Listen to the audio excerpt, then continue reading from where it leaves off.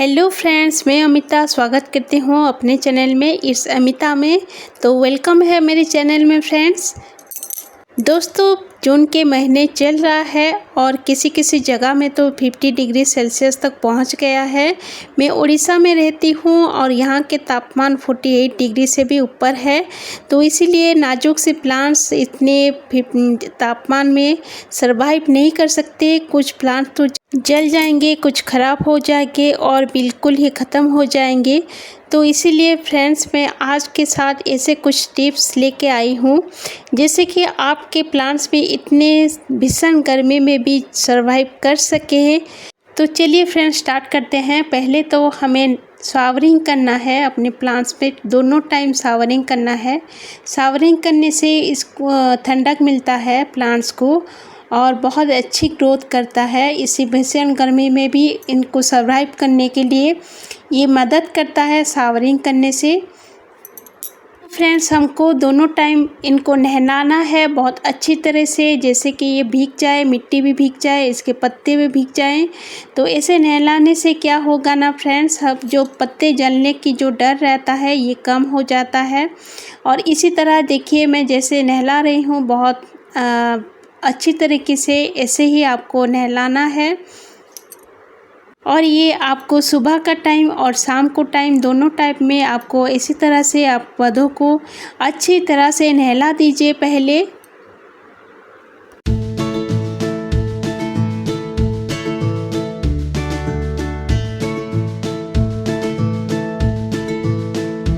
और फ्रेंड्स, अगर पाइप में पानी देने की सुविधा ना हो आपके गार्डन में, और मेरे जैसे देखिए फ्रेंड्स, ऊपर टेरेस गार्डन में मेरा पाइप की सुविधा नहीं है, तो मैं खुद ही मग में पानी देना पड़ता है। तो इसी तरह फ्रेंड्स, आपको डीप वाटरिंग करना है। एक बार मिट्टी में पानी दे दीजिए और पानी एकदम से ड्रेनेज हो जाए, उसके बाद दोबारा से आपको पानी देना है। इसी तरह आपको डीप वाटरिंग करना है फ्रेंड्स।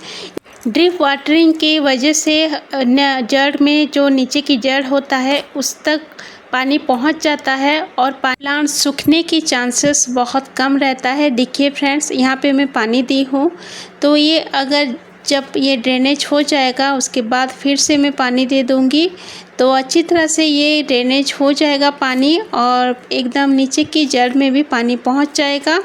तो इसी तरह आपको भी डीप वाटरिंग करना है आपके प्लांट्स के ऊपर। तो ऐसे करने से प्लांट्स हमारे सरवाइव कर जाएगा जून के महीने में। और नेक्स्ट है फ्रेंड्स, मल्चिंग करना है हमको।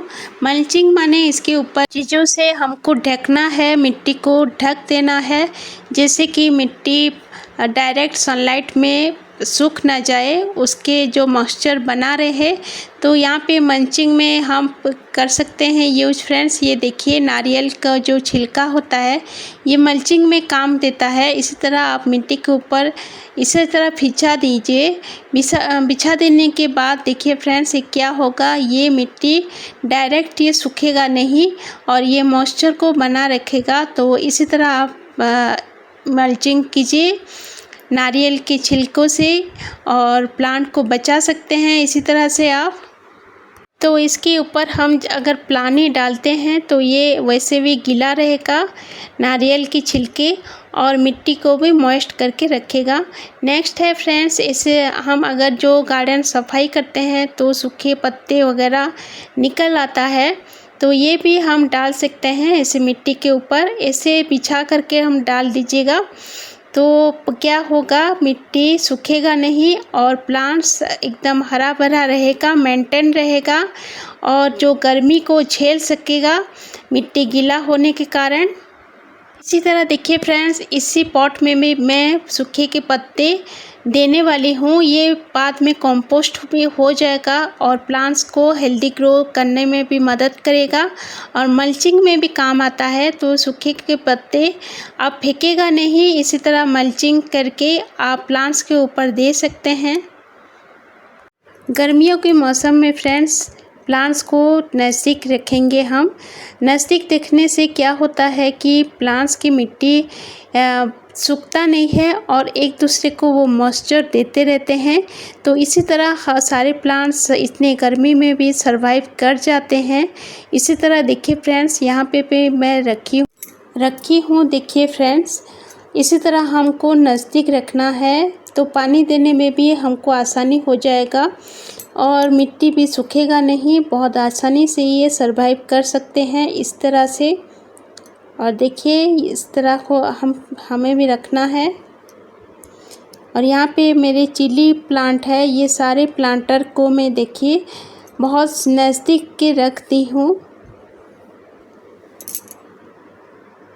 यहाँ पे देखिए फ्रेंड्स, नज़दीक रखने के कारण मेरे प्लांट्स कितने हरे भरे हैं और बहुत ही हेल्दी हैं देखिए, और अच्छी तरह से फ्रूटिंग भी कर रहा है।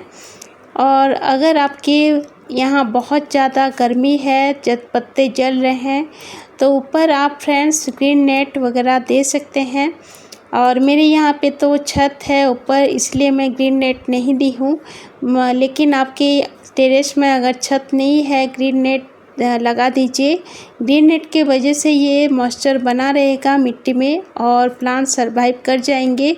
और नेक्स्ट है फ्रेंड्स, हमको काऊ डंग देना है ऊपर। और काऊ डंग ये क्यों देना चाहिए, क्योंकि फ्रेंड्स काऊ डंग में मॉइस्चर बना रहने के लिए ये मदद करता है। ऊपर इसी तरह से एक लेयर बना दीजिए काऊ डंग से, तो काऊ डंग क्या होता है, मॉइस्चर बना रहता है और मिट्टी को गीला ये रखता है। तो इसी तरह प्लांट को हमें मॉइस्चर मिलता है और प्लांट अच्छी तरह से ग्रो करता है इसी की मदद से। तो आप ये काम ज़रूर कर लीजिए।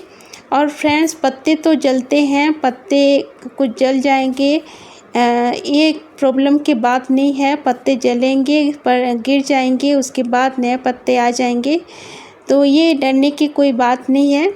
और नेक्स्ट अगर हम फर्टिलाइज़र के बारे में हम बात करना चाहते हैं, तो देखिए फ्रेंड्स, हमें ना लिक्विड फर्टिलाइज़र देना है गर्मियों के मौसम में।